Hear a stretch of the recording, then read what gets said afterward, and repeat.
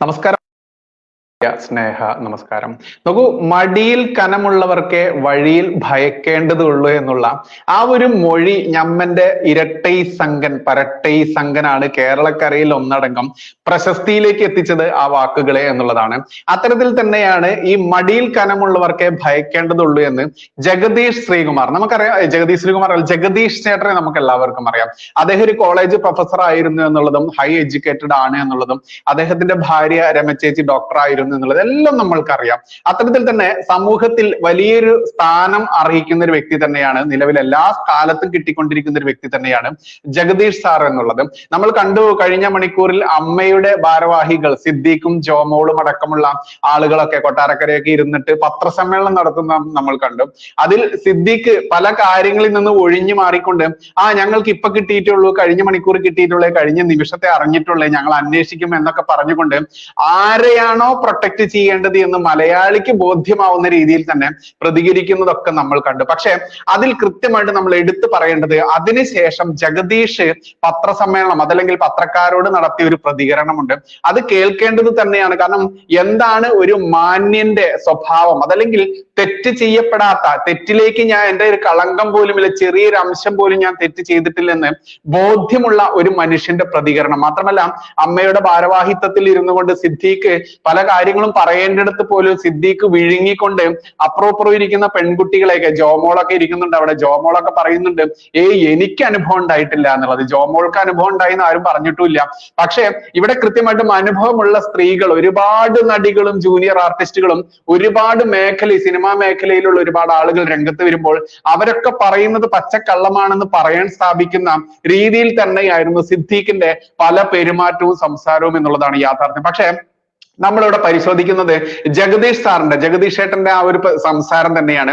അദ്ദേഹം പറയുന്നത് point out ചെയ്തുകൊണ്ട് ഇത്രയും തന്റെ ഇടത്തോടെ കൃത്യമായിട്ട് കാര്യങ്ങൾ പറയണമെന്നുണ്ടെങ്കിൽ അത് രണ്ട് കാര്യമാണ്. ഒന്ന് കുടുംബത്തിൽ നിന്ന് കിട്ടുന്ന, വീട്ടിൽ നിന്ന് കിട്ടുന്ന സംസ്കാരം, ഒന്ന് വിദ്യാഭ്യാസം. ഈ രണ്ടും ജഗദീഷ് ചേട്ടന്റെ വാക്കുകളിൽ കൃത്യമായിട്ടുണ്ട്. അത് കേൾക്കേണ്ടത് തന്നെയാണ്. ഇത് കണ്ടുപഠിക്കേണ്ടതാണ് സിദ്ദീഖ് അടക്കമുള്ള ന്യായീകരണ കമ്മിറ്റിക്കാർ. ഞമ്മന്റെ ഏട്ടനായാലും ഞമ്മന്റെ ഹിക്കയായാലും അവരെ ന്യായീകരിക്കാൻ വേണ്ടി മാധ്യമങ്ങൾക്ക് മുൻപിൽ വന്നുകൊണ്ട് അവന്റെയൊക്കെ അഹങ്കാരം, ഗുണ്ടായിസം പ്രകടിപ്പിക്കുന്ന വാക്കുകൾ അവർക്കൊക്കെ കൃത്യമായിട്ട് പാഠം തന്നെയാണ് നമ്മുടെ ജഗദീഷ് ചേട്ടന്റെ ആ വാക്കുകൾ. അത് കേട്ട് നോക്കാം നമുക്ക്. സിനിമയില് ഞാൻ എക്സ്ക്യൂസ് ആയിട്ട് പറയില്ല, സിനിമയിൽ എക്സ്പ്ലോയിറ്റേഷൻ ഉണ്ടാകാതെ ഇത് ഭാവനയിൽ വിരിഞ്ഞ കാര്യമായിട്ട് ആൾക്കാർ പരാതി പറയോ?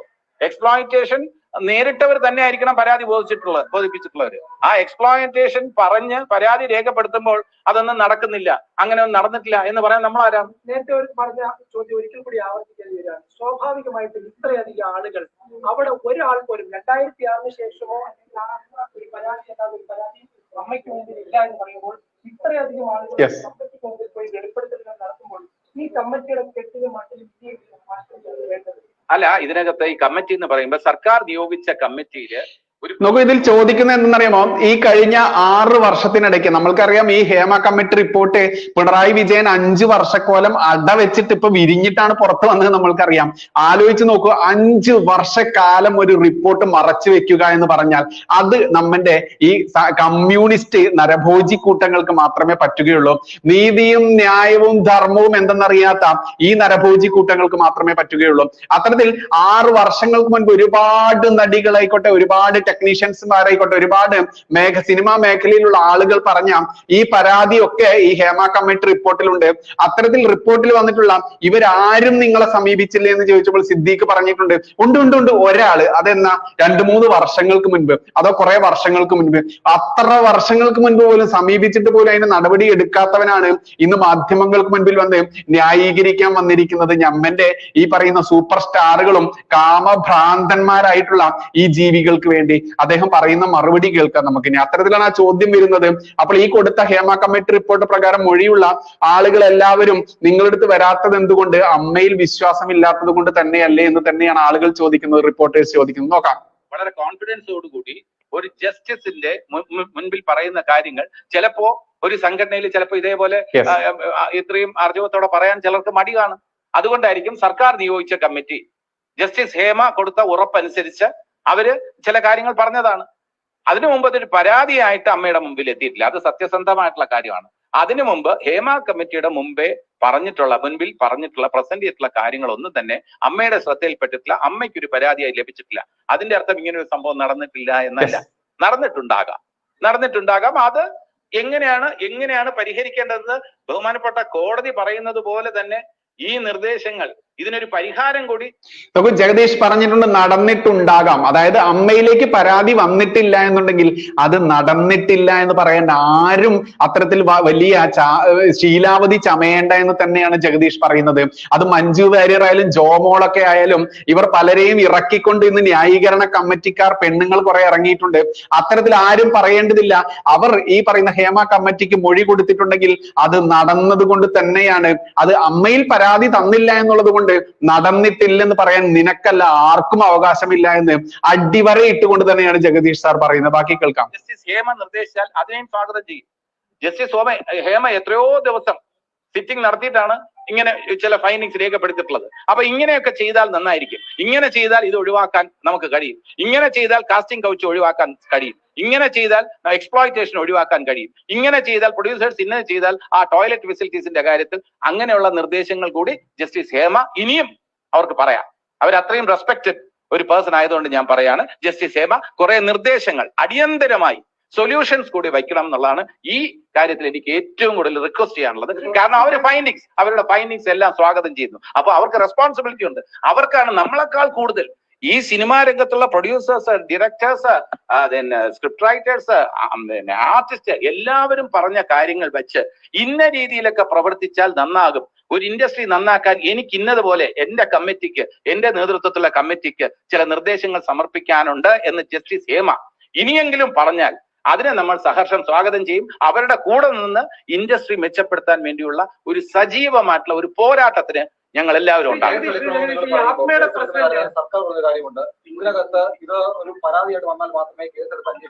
അതിന്റെ മറുപടി പറഞ്ഞു കഴിഞ്ഞു, നേരത്തെ പറഞ്ഞു. അല്ല, അത് തന്നെ, അതിനെക്കുറിച്ച് അത് ഹൈക്കോടതിയിൽ ഞാൻ പറഞ്ഞില്ല, സീൽഡ് കവറിൽ ഹൈക്കോടതിയിൽ വെച്ചിരിക്കുകയാണ്. ഹൈക്കോടതിയിലെ നിർദ്ദേശപ്രകാരം നമ്മൾ തീർച്ചയായിട്ടും അതിന്റെ കൂടെ ഉണ്ടാവും.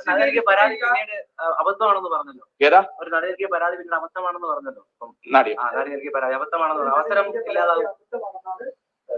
അല്ല, ഇപ്പൊ ഏതായിരുന്നാലും ശരി, ഇപ്പൊ ഞാൻ പറഞ്ഞല്ലോ, അവരവരുടെ അനുഭവമാണ്. അവരവരുടെ അനുഭവത്തിന്റെ വേദനയിൽ ഉൾക്കൊണ്ട് പറയുന്ന കാര്യങ്ങളെ പരിഹസിക്കാൻ പാടില്ല. അവരുടെ വേദന അവർക്കല്ലേ അറിയാൻ പറ്റുള്ളൂ. ആ വേദന അവർ അവസരം നിഷേധിക്കപ്പെട്ടു എന്നൊരു നടി പറയുമ്പോ അത് നമ്മൾ വിശ്വസിക്കണം. അങ്ങനെ നടന്നിട്ടുണ്ടെന്നുള്ള നമ്മൾ അന്വേഷിക്കണം. ഇങ്ങനെ അവസരം നിഷേധിച്ചത് ആര് എന്ന ചോദ്യത്തില് ആ വ്യക്തി ഇതേപോലെ എന്തുകൊണ്ടാണ് നിഷേധിച്ചത് എന്ന് ചോദിച്ച് മനസ്സിലാക്കാനുള്ള ഉത്തരവാദിത്വം കൂടെ നമുക്കുണ്ട്. അല്ല, ഈ ആത്മയുടെ പ്രസിഡന്റ് എന്ന് പറയുന്നത് ഗണേഷ് കുമാർ സംസ്ഥാന മന്ത്രിസഭയുടെ ഒരു അംഗമാണ്. അങ്ങനെ ഒരാൾ ആ മന്ത്രിസഭയിൽ അടക്കം തുടരുമ്പോൾ ഇനി ഇതിനകത്ത് എന്ത് നടപടിയാണ് നമ്മൾ പ്രതീക്ഷിക്കേണ്ടത്? അല്ല, ആത്മയിലെ കാര്യങ്ങൾ എന്ന് പറയുമ്പോൾ അതിനകത്ത് ഇപ്പൊ ഗണേഷ് കുമാറിന്റെ മന്ത്രി എന്ന് പറഞ്ഞുകൊണ്ട് പറയാണ് അവിടെ രാഷ്ട്രീയമൊക്കെ വരും. ഞാൻ രാഷ്ട്രീയത്തില് ഇല്ല. ഒന്നാമത് രാഷ്ട്രീയത്തിലില്ല. രണ്ടാമത് അദ്ദേഹത്തിനെതിരെ മത്സരിച്ച് പരാജയപ്പെട്ട ഒരാളാണ്. അപ്പൊ ആ രാഷ്ട്രീയം അദ്ദേഹത്തിനെതിരെ അതെ അദ്ദേഹത്തിനെതിരെ ഞാൻ പറഞ്ഞല്ലോ, ആർക്കെതിരെ ആരോപണം വന്നിട്ടുണ്ടെങ്കിൽ സമഗ്രമായ അന്വേഷണം വരണം. ഒരു നടി പറഞ്ഞിട്ടുണ്ടെങ്കിൽ അതെന്താ നമ്മൾ അവിശ്വസിക്കേണ്ട കാര്യമില്ലല്ലോ. ആ നടി പറഞ്ഞ കാര്യങ്ങൾ മീഡിയ വിശ്വസിക്കുന്നു, പിന്നെ നമ്മൾ അവിശ്വസിക്കേണ്ട കാര്യം. നിങ്ങൾക്ക് ബോധ്യമുണ്ടെങ്കിൽ തീർച്ചയായിട്ടും ഞങ്ങൾ നിങ്ങളുടെ കൂടെയാണ്.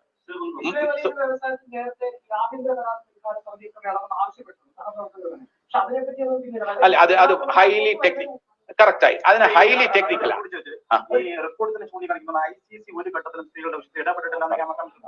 ഞാൻ പറയാം, അതിന് വ്യക്തമാക്കാൻ ഞാൻ പറയുന്ന മറുപടി നിങ്ങൾ കറക്റ്റ് ഇങ്ങനെ തന്നെ കോട്ട് ചെയ്യണം. കാരണം ഇന്റേണൽ ഈ ഡിസിപ്ലിൻ കമ്മിറ്റി എന്ന് പറയുന്നത് അതില് ഒരു എന്താ പറയുക, നിയമപരമായിട്ടുള്ള അങ്ങോട്ടും ഇങ്ങോട്ടും നമുക്ക് എക്സ്ക്യൂസുകൾ പറയാവുന്ന രീതിയിൽ പഴുതുകളുള്ള ഒരു സംവിധാനമാണ്.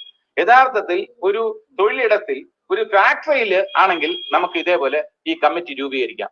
ഇത് ഓരോ സെറ്റിലും ഓരോ ഗ്രൂപ്പ് ഓഫ് ആൾക്കാരാണ്.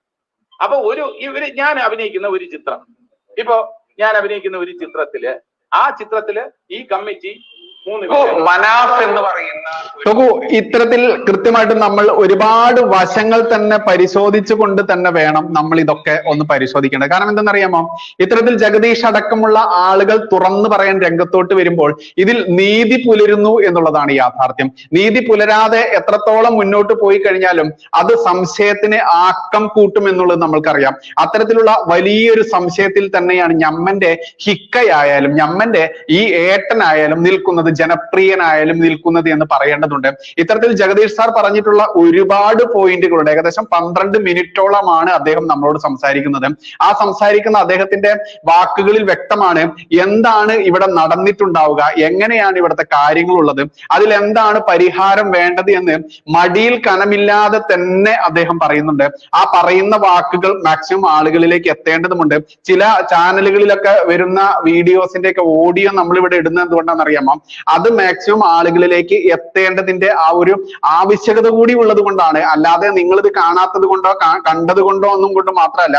അതുകൊണ്ട് അദ്ദേഹത്തിന്റെ ബാക്കി കുറച്ച് ഭാഗങ്ങൾ കൂടി കേൾക്കേണ്ടതുണ്ട്. അതിന്റെ അവസാന ഭാഗം ഒന്ന് കേട്ട് നോക്കാം നമുക്ക്.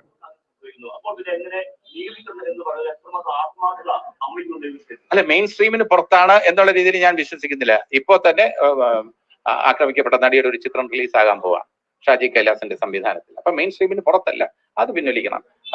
വളരെ ഒരു വലിയ പ്രോജക്റ്റ് തന്നെ ആക്രമിക്കപ്പെട്ട നായികയായിട്ട് വരുന്നുണ്ട്. അപ്പം അങ്ങനെ മെയിൻ സ്ട്രീമിൽ നിന്ന് ആരെങ്കിലും ഒഴിവാക്കി എന്ന് തോന്നുന്നുണ്ടെങ്കിൽ, ആ തോന്നുന്നു എന്ന് പറയുമ്പോൾ അതിനെ ചോദ്യം ചെയ്യാൻ എനിക്ക് അവകാശമില്ല.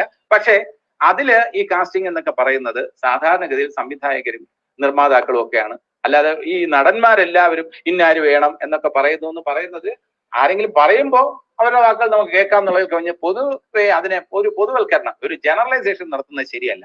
എന്നെ വിളിക്കുന്നത് ഒരു പ്രോജക്റ്റ് ഓണായി, അതിൽ സംവിധായകനും തിരക്കഥാകൃത്തും സംവിധായകനും കൂടി ഇരുന്ന് പ്രിലിമിനറി മീറ്റിംഗിൽ അവർ ഇന്ന റോൾ ആര് ചെയ്താൽ നന്നായിരിക്കും ചോദ്യം ഉയർന്നതിന് ശേഷം അത് ജഗദീഷ് ചെയ്താൽ നന്നാവുന്നുണ്ടെങ്കിൽ എന്നെ വിളിക്കും. അപ്പൊ ഞാൻ പോകും. അതിനു മുമ്പുള്ള ഒരു ഡിസിഷനോ ഗൂഢാലോചനയോ പവർ കമ്മിറ്റിയോ അല്ലെങ്കിൽ പവർ ഗ്രൂപ്പോ അങ്ങനെയൊന്നും ഇല്ല. ഈ വൈകിയ വേളയിലെങ്കിലും ഈ WCCയുടെ പരാതികൾ പരിശോധിക്കപ്പെടണം എന്ന് പറഞ്ഞു. പരിശോധിക്കണം.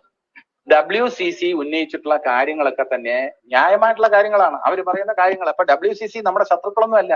WCC ഇപ്പൊ ഞാൻ പറഞ്ഞ അമ്മ ഈ വനിതകളുടെ കാര്യത്തിൽ അമ്മ പുലർത്തുന്ന സമീപനം കുറച്ചുകൂടെ സ്ട്രോങ് ആക്കാൻ വേണ്ടിയാണ് WCC ഫോം ആയത്. അപ്പൊ ആ ഉദ്ദേശ ലക്ഷ്യങ്ങൾക്ക് വേണ്ടി അവർ പ്രയത്നിക്കുമ്പോൾ അമ്മയും അവരുടെ കൂടെ ചേർന്ന് തന്നെ പ്രവർത്തിക്കാം. സർക്കാരിന് നമുക്ക് സമീപിക്കാം.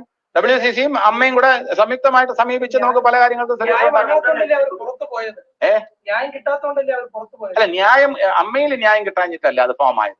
അമ്മയിൽ ന്യായം കിട്ടാഞ്ഞിട്ടല്ല. പൊതുവെ സ്ത്രീകളോടുള്ള ആ സമീപനത്തിലുള്ള മാറ്റം വരണമെന്ന് പറഞ്ഞ് അവർക്ക് വേണ്ടി ഫോം ചെയ്തതാണ്. അല്ല, അമ്മയോടുള്ള വിയോജിപ്പ് അമ്മ പിളർന്നല്ല WCC ഉണ്ടായി. ഇല്ല, അത് തെറ്റാണ്. അമ്മ പിളർന്നല്ല. അവര് രാജിവെച്ചായിരിക്കാം, പക്ഷെ അത് പിളർന്ന ഇതേപോലെ ഏതെങ്കിലും അല്ല, രാജിവെച്ചു. അതെ, രാജിവെച്ചു. അഭിപ്രായ വ്യത്യാസത്തോടെ രാജിവെച്ചു.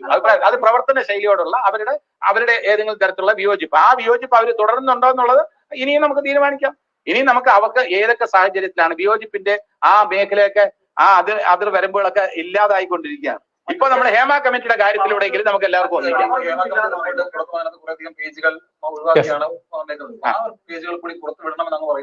അല്ല, അത് പറഞ്ഞല്ലോ, 70 പേജുകളാണ് പൂഴ്ത്തി വെച്ചിരിക്കുന്നത്. നല്ലത്. അത് ഹൈക്കോടതിയും കൂടെ തീരുമാനം പറയട്ടെ. ഹൈപ്പവർ കമ്മിറ്റി എന്ന് പറഞ്ഞാൽ ഇതുമായി യാതൊരു ബന്ധമുള്ള കാര്യമല്ല. ഹൈപ്പവർ കമ്മിറ്റി എന്ന് പറഞ്ഞാൽ ഇൻഡസ്ട്രിയുടെ അന്നത്തെ കാലത്തൊക്കെ പൊതുവായിട്ടുള്ള വിഷയങ്ങൾ എന്ന് പറഞ്ഞാൽ റെമ്യൂണറേഷൻ, പിന്നെ ഡിസ്ട്രിബ്യൂട്ടർ പ്രൊഡ്യൂസേഴ്സും തമ്മിലുള്ള ഷെയറിന്റെ വിഷയങ്ങൾ, ആർട്ടിസ്റ്റിന്റെ റെമ്യൂണറേഷൻ പറഞ്ഞിട്ട് കിട്ടാതാവുമ്പോൾ ഉള്ള പ്രശ്നങ്ങൾ, അത്തരത്തിലുള്ള പ്രശ്നങ്ങൾ ഇൻഡസ്ട്രിയുടെ കോമൺ ആയിട്ടുള്ള പ്രശ്നങ്ങൾക്ക് വേണ്ടിയായിരുന്നു. അന്ന് ഇത്തരം പ്രശ്നങ്ങൾ ഒന്നും ഇല്ലായിരുന്നു യഥാർത്ഥത്തിൽ, അല്ലെങ്കിൽ അറിവില്ലായിരുന്നു. അന്ന് ഇത്തരം പ്രശ്നങ്ങൾ സോൾവ് ചെയ്യാൻ വേണ്ടി ഉണ്ടാക്കിയതല്ല ഹൈപ്പവർ കമ്മിറ്റി. ഇനി ഇത്തരം വിഷയങ്ങൾക്ക് വേണ്ടി എന്തെങ്കിലും ഹൈപ്പവർ കമ്മിറ്റി എന്നോ ഏത് പേരിട്ട് ആണെങ്കിലും ശരി, പുതിയ കമ്മിറ്റികൾ വരുന്നത് നല്ലതാണ്. ഞാൻ ഒരിക്കൽ കൂടി പറയുന്നു, ഹേമ കമ്മിറ്റി അതിന് വേണ്ട നിർദ്ദേശങ്ങൾ തരട്ടെ. സർക്കാരിന്റെ പോലെ തന്നെ നിർദ്ദേശങ്ങൾ തരാൻ പ്രാപ്തരായിട്ടുള്ള ആൾക്കാരാണ് ഹേമ കമ്മിറ്റിയിലുള്ളത്. ശാരദാമ്മ എത്രയോ വർഷത്തെ എക്സ്പീരിയൻസ് ഉള്ളത്. അപ്പൊ അവർക്ക് കുറെ സൊല്യൂഷൻസ് കൂടെ. നമുക്ക് പ്രശ്നങ്ങൾ എല്ലാവർക്കും ചൂണ്ടിക്കാണിക്കാം. ആ പ്രശ്നങ്ങളിൽ നിന്ന് നമ്മൾ ഒളിച്ചോടാൻ പാടില്ല. പക്ഷെ പ്രശ്നങ്ങൾ ചൂണ്ടിക്കാണിക്കുമ്പോൾ മാധ്യമങ്ങൾ ചർച്ച ചെയ്യുന്നു. ഇത്രയും ദിവസമായിട്ട് ചർച്ച ചെയ്യുന്നു. ഏറ്റവും സ്വാഗതാർഹമായിട്ടുള്ള കാര്യമാണ്. അതെന്തിനാ ചർച്ച ചെയ്യുന്നത്? വേറെ വിഷയങ്ങൾ ഇല്ലേ എന്നൊക്കെ ചോദിച്ചാൽ ഇത് ഡിവിയേറ്റ് ചെയ്തൂടെ എന്ന് ചോദിക്കുന്നവരുണ്ട്. എനിക്ക് അതിനോട് യോജിപ്പില്ല.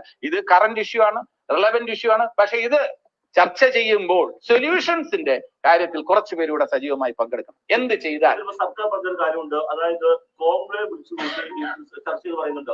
WCC പറയുന്ന ഒരു കാര്യം, ഇരകളെയും വേട്ടക്കാരെയും ഒരുമിച്ച് കോൺഗ്രസ് നടത്തിയാണോ ഒരു ക്രിമിനൽ കേസ് നിങ്ങൾ പരിഹരിക്കേണ്ടത്? അത് സർക്കാരിന്റെ കോൺക്ലേവിനെ കുറിച്ചുള്ള ചോദ്യാട്ടോ. ഈ പരാതിക്കാരി അവിടെ മൃഗങ്ങളെ ഒന്നിച്ചിരുത്തിയിട്ടുള്ളത് പാത തുടങ്ങാം. ഈ കോൺക്ലേവിന്റെ കാര്യത്തിൽ പങ്കെടുക്കുന്ന അംഗങ്ങളെ കുറിച്ച് ആർക്കെങ്കിലും വിയോജിപ്പുണ്ടെങ്കിൽ ആ വിയോജിപ്പ് മാറ്റി സർക്കാർ കോൺക്ലേവിന്റെ കാര്യത്തിൽ എല്ലാവർക്കും സ്വീകാര്യരായിട്ടുള്ള ആൾക്കാർ വരട്ടെ, കോൺക്ലേവ് വരട്ടെ. പ്രശ്നങ്ങൾക്ക് പരിഹാരമാണോ? പരിഹരിക്കാൻ ആരെങ്കിലും റെഡിയായി വരുമ്പോ പരിഹരിക്കാൻ കഴിയില്ലെന്ന് നമ്മൾ ആദ്യമേ പറയുന്ന മുൻവിധിയോടെ കൈകാര്യം എന്തെന്ന് ശരിയാണോ? ഒരു പ്രശ്നം സോൾവ് ചെയ്യാൻ നല്ല ഉദ്ദേശത്തോട് കോൺക്ലേവ് സർക്കാർ കോൺസ്റ്റിറ്റ്യൂട്ട് ചെയ്യുമ്പോ ഇതുകൊണ്ട് ഒരു കാര്യമില്ല എന്ന് പറയുന്നത് ശരിയല്ല. നമുക്ക് പ്രതീക്ഷയോടെ പോകാം, ശുഭപ്രതീക്ഷയോടെ നമുക്ക് മുന്നോട്ട് പോകാം. പിന്നെ അതില് കോൺക്ലേവിന്റെ കാര്യത്തിൽ, ഘടനയുടെ കാര്യത്തിൽ ഈ WCC പറയുന്ന പോലെ ഏതെങ്കിലും വ്യക്തികളോട് ആ വ്യക്തികൾ ആരോപണ വിധേയരാണെന്ന് WCCക്ക് അഭിപ്രായം ഉണ്ടെങ്കിൽ അവരെ ഒഴിവാക്കി നിർത്തട്ടെ. നമുക്ക് നല്ലൊരു കോൺക്ലേവ് ഇവിടെ സംഘടിപ്പിക്കട്ടെ. അമ്മ ഒഴിവാക്കല്ല, സർക്കാർ ഒഴിവാക്കാം. സർക്കാരിനല്ലേ ഒഴിവാക്കാൻ കഴിയുക, അമ്മയ്ക്ക് ഒഴിവാക്കാൻ കഴിയില്ല. നമുക്കിതിനെ ഒരു ബോയ്ക്കോട്ട് ചെയ്യുന്നത് ഒരു ശരിയായിട്ടുള്ള രീതിയിൽ സർക്കാർ പരിഗണിക്കുന്നതാണ്. കാര്യമായിട്ട് എന്തെങ്കിലും കാര്യങ്ങൾ ഉള്ളത് കൊണ്ടായിരിക്കുമല്ലോ WCC ചില അംഗങ്ങളുടെ കാര്യത്തിൽ, കോൺക്ലേവിന്റെ കാര്യത്തിൽ അവരെ സംഘടിപ്പിക്കുന്ന, അവരെ കൂടി ഉൾപ്പെടുത്തി ഇത്തരം കോൺക്ലേവ് നടത്തുന്നതിനുള്ള വിയോജിപ്പ് അവർ രേഖപ്പെടുത്തുന്ന എന്തെങ്കിലും കാര്യങ്ങൾ കാണുമല്ലോ. അവർ ഉത്തരവാദിത്വം ഇല്ലാതെ അത്തരം ഒരു കാര്യങ്ങൾ പറയില്ലല്ലോ. ആ കാര്യങ്ങൾ മനസ്സിലാക്കി സർക്കാർ ഒരു യുക്തമായ തീരുമാനം എടുക്കട്ടെ. തീർച്ചയായിട്ടും അംഗീകരിക്കും. അങ്ങനെ ഒരു കാര്യം WCC ഉത്തരവാദിത്വം ഇല്ലാതെ അങ്ങനെ ഒരു കാര്യം നിർദ്ദേശിക്കില്ലല്ലോ. അവരിപ്പോ കോൺക്ലേവിൽ വേട്ടക്കാർ ഉൾപ്പെട്ടിട്ടുണ്ടെന്ന് പറയുമ്പോൾ അത് വേട്ടക്കാരാണെന്ന് WCCക്ക് ബോധ്യമുണ്ടെങ്കിൽ ആ വേട്ടക്കാരൻ ഈ കോൺക്ലേവിൽ ഭാഗമായി വരാൻ പാടില്ലെന്ന് തന്നെയാണ് അമ്മയുടെ പക്ഷം. നോക്കൂ, ഇതിൽ കൃത്യമായിട്ട് ഇതുപോലെ കട്ടയ്ക്ക് ഉത്തരം പറഞ്ഞ ഒരു നടനെ ഞാനിപ്പോ ഈ കുറെ ദിവസങ്ങളായിട്ട് നമ്മൾ കണ്ടുകൊണ്ടിരിക്കുന്നു. ഈ ആരോപണം വരുന്നു, ഈ ഹേമ കമ്മീഷൻ റിപ്പോർട്ട് വരുന്നു, അതിന് മറുപടികളുമായും അതല്ലെങ്കിൽ ആരോപണങ്ങളുമായി കുറെ വീണ്ടും ഒരുപാട് നടികൾ വരുന്നു. പക്ഷെ ഒരു നടൻ പോലും കൃത്യമായിട്ട് മറുപടി പറയുന്നില്ല. ഇന്ന് അമ്മയുടെ ഭാരവാഹിത്വത്തിൽ ഇരുന്നു കൊണ്ട്, ജനറൽ സെക്രട്ടറി എന്ന പദവിയിൽ ഇരുന്നു കൊണ്ട് സിദ്ദീഖ് തന്നെ ബബ്ബബെ അടിക്കുന്നു. പിന്നെയോ ചിലതൊക്കെ ഒന്നും അറിയില്ലേ രാമനാരായണ എന്നുള്ള രീതിയിൽ പറയുന്നു. ഇതൊന്നുമല്ല മറുപടി പറയേണ്ടത്, ഇങ്ങനെയാണ് മറുപടി പറയേണ്ടത് എന്ന് ജഗദീഷ് ചേട്ടൻ കാണിച്ചു തന്നിട്ടുണ്ട്. എന്തായാലും മടിയിൽ കനമുള്ളവർക്ക് വഴിയിൽ ഭയം ഉണ്ടാവുകയുള്ളൂ എന്ന് കേരളത്തിന്റെ മുഖ്യമന്ത്രിയുള്ള നമ്മുടെ ഇരട്ടൈ സംഘൻ എന്നൊക്കെ ഈ കമ്മ്യൂണിസ്റ്റുകൾ വാഴ്ത്തുന്ന ഈ ചങ്ങാതി പറഞ്ഞു തന്ന ആ വാക്കുകൾ തന്നെയാണ് ഇവിടെ അപ്ലൈ ചെയ്യുന്നത്. ഇദ്ദേഹത്തിന് മടിയിൽ കനമില്ല എന്നുള്ളത് അദ്ദേഹത്തിന്റെ പെരുമാറ്റത്തിൽ നിന്ന്, വാക്കുകളിൽ നിന്ന് തന്നെ വ്യക്തമാണ്. ഇതുപോലെ ഞമ്മന്റെ മെഗാ സ്റ്റാറുകളും ലേഡി സൂപ്പർ സ്റ്റാറുകളും ഒക്കെ ഒന്ന് വന്ന് പറയാനുള്ള അണ്ടിയുറപ്പ് കാണിച്ചിരുന്നെങ്കിൽ എന്ന് ഏതെങ്കിലും ഒരു മലയാളി പറഞ്ഞു കഴിഞ്ഞാൽ കുറ്റപ്പെടുത്താനാവില്ല. നന്ദി, നമസ്കാരം, ജയ് ഹിന്ദ്, ജയ് ശ്രീറാം.